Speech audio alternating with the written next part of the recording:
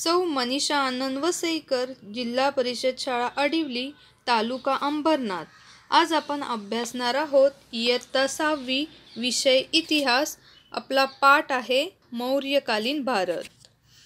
इसवी सन पूर्व 6व्या शतकात इराणमध्ये सायरस नावाच्या राजाने मोठे साम्राज्य प्रस्थापित केलं होतं.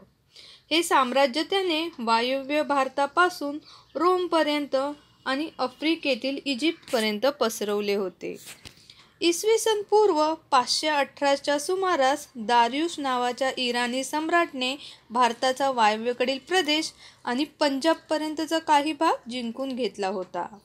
दारियुशने या प्रदेशातले काही सैनिकही आपल्या सैन्यात भरती केले होते.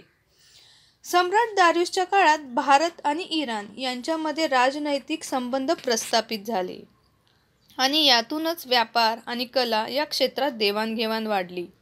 सम्राट दारियुशने त्याच्या साम्राज्यात सर्वत्र दारिक नावाचे एक प्रकारचे चलन लागू केले आणि त्यामुळे व्यापार करणं सोपं झालं. पर्सेपोलिस हे राजधानीचं शहर दारियुशच्या काळात बांधलं गेलं आणि सध्या हे ठिकाण इराणमध्ये आहे. ग्रीक सम्राट सिकंदरची स्वारी. ग्रीक सम्राट अलेक्झांडर उर्फ सिकंदर याने इसवी सन पूर्व 326 मध्ये भारताच्या वायव्य प्रदेशावर स्वारी केली. सिंधू नदी ओलांडून तो तक्षशिलेस आला. तो मार्गावर काही स्थानिक भारतीय राजाने त्यांच्याशी निकराचा लढा दिला, तरीही सिकंदर हा पंजाबपर्यंत पोहोचण्यास यशस्वी झाला. मात्र या स्वारीत त्याच्या सैनिकांना फार हाल अपेष्टा सहन कराव्या लागल्या होत्या आणि त्यांना मायदेशी जाण्याचे वेधही लागले होते. म्हणून त्यांनी सिकंदर विरुद्ध बंड पुकारले आणि शेवटी सिकंदरला माघार घेणे भाग होते. भारतातील जिंकलेल्या प्रदेशाच्या व्यवस्थेसाठी त्याने ग्रीक अधिकाऱ्यांच्या नेमणुका केल्या आणि त्यांना सत्रप असे म्हटले आहे. त्यानंतर तो परत फिरला आणि वाटेत बॅबिलॉन येथे इसवी सन पूर्व 323 मध्ये तो मरण पावला. हे स्थळ आता सध्या इराकमध्ये आहे. सिकंदरच्या आगमनामुळे भारत आणि पश्चिमेकडील जग यांच्यातील व्यापार वाढला. त्यांनी त्यांच्या लेखनातून पश्चिमेकडील जगाला भारताचा परिचय करून दिला. ग्रीक मूर्तिकलेच्या भारतीय कलाशैलीवर प्रभाव पडला आणि त्यातूनच पुढे गंधार नावाच्या कलाशैलीचा उदय झाला. ग्रीक राजांची नाणी वैशिष्ट्यपूर्ण असत. त्यावर एका बाजूला ते नाणे पाडणाऱ्या राजाचे चित्र तर दुसऱ्या बाजूला ग्रीक देवतेचे चित्र असे. नाण्यावर त्या राजाचं नावही असे. सिकंदरची नाणी ही अशाच प्रकारची होती आणि यानंतरच्या काळात भारतातील काही राजांनी अशाच प्रकारची नाणी पाडण्यास सुरुवात केली. यानंतर आपण पाहणार आहोत मौर्य साम्राज्य. चंद्रगुप्त मौर्य. चंद्रगुप्त मौर्याने मौर्य साम्राज्याची स्थापना केली. मगधचा राजा धनानंद याच्या जुलमी राजवटीला लोक कंटाळले होते आणि त्याचा पाडाव करून चंद्रगुप्त मौर्याने इसवी सन पूर्व 325च्या सुमारास मगधावर स्वतःची सत्ता प्रस्थापित केली. त्याने अवंती आणि सौराष्ट्र हे जिंकून घेतले आणि साम्राज्याचा विस्तार केला. तसंच सिकंदरने नेमलेल्या संतर्पामध्ये त्याच्या मृत्यूनंतर सत्तेसाठी लढाया सुरू झाल्या. आता हे संतर्प म्हणजे कोण होते तर सिकंदरने त्या काळामध्ये नेमलेले अधिकारी. या अधिकाऱ्यांमध्ये सत्तेसाठी लढाया सुरू झाल्या. सेल्युकस निकेटर हा सिकंदरचा सेनापती होता. सिकंदरच्या मृत्यूनंतर तो बॅबिलॉनचा राजा झाला. त्याने वायव्य भारत आणि पंजाबवर आक्रमण केले. चंद्रगुप्त मौर्याने त्याच्या आक्रमणाचा यशस्वी प्रतिकार केला आणि सेल्युकस निकेटरचा पराभव केल्यामुळे अफगाणिस्तानातील काबूल, कंदाहार, हेरात हे प्रदेश चंद्रगुप्त मौर्य यांनी आपल्या साम्राज्यात सामील करून घेतले. त्यानंतर मेगस्थेनिस हा सेल्युकस निकेटरचा राजदूत होता. तो चंद्रगुप्त मौर्याच्या दरबारात राहिला होता. त्याने त्याच्या इंडिका या ग्रंथातील हे वर्णन मौर्यकालीन भारताच्या अभ्यासाचं महत्त्वाचं साधन मानलं जातं. गुजरात राज्यातील जुनागडजवळ चंद्रगुप्त मौर्याने सुदर्शन नावाचे धरण बांधलेले होते. तसा उल्लेख असलेला शिलालेख आपल्याला आढळून येतो. जैन परंपरेनुसार चंद्रगुप्त मौर्याने जैन धर्माचा स्वीकार केला होता असे मानले जाते आणि आयुष्याच्या शेवटी त्याने राजपदाचा त्याग केला आणि श्रवणबेळगोळ येथे तो जाऊन राहिला. यानंतर आपण पाहणार आहोत सम्राट अशोक. चंद्रगुप्ताने राजपदाचा त्याग केल्यानंतर त्याचा मुलगा बिंदुसार मगधचा राजा झाला. बिंदुसारच्या मृत्यूनंतर त्याचा मुलगा अशोक इसवी सन पूर्व 273 मध्ये सत्तेवर आला. मगधचे सम्राटपद प्राप्त झाल्यानंतर त्याने कलिंगवर स्वारी केली. कलिंग राज्याचा प्रदेश आजचा ओडिसा राज्यात आहे. सम्राट अशोकाने कलिंगवर विजय मिळवला.